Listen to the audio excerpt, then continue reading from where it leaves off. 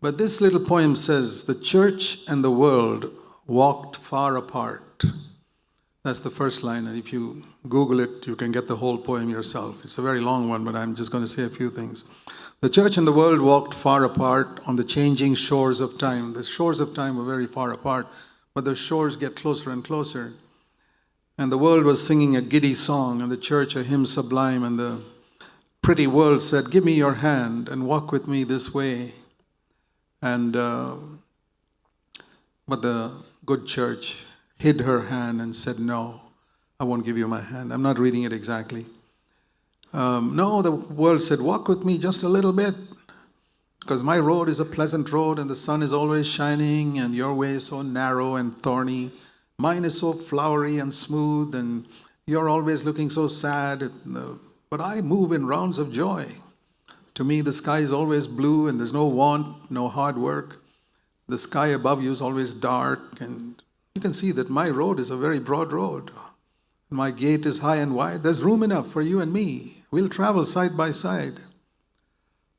And this is where it begins. Half shyly, the church approached the world and gave him her hand. The church is pictured as the bride of Christ here. The world is this handsome man.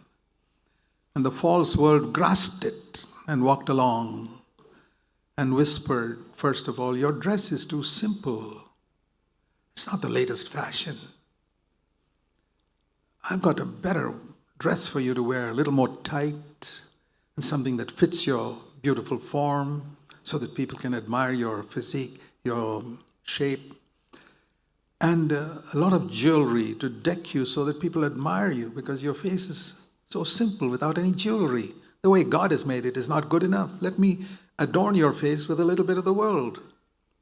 And the church looked down at her plain robes and saw the dazzling world, and she blushed as she saw a contemptuous smile on his lips.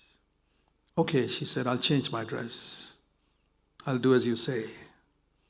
And she gave up her old dress and took what the world gave, all those, and waved her hair in 1,000 curls.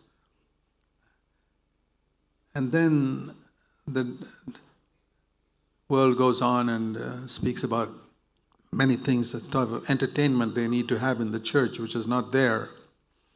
And then the angel of mercy rebuked the church. He said, I know your sin. And the church looked sad and tried to gather all her children. Her children means her members in. But they were not available because they were busy with so many other things. Today, I would say, with many forms of entertainment. And so the angel went away. And the world came in and said, don't worry if your children are interested in some innocent sports. It is not innocent because they spend so much time in it. And so she ignored it and spent all that time in all this, while out in the world, countless million souls were getting lost in sin and hell, whom the church was supposed to preach the gospel to. But they had no time to preach the gospel because all the people were involved in, today I would say, checking smartphones, and so much time goes. They have no time to study the Bible, no time to preach the gospel to others. And so the world is perishing with hungering for truth. And then the world came and said to the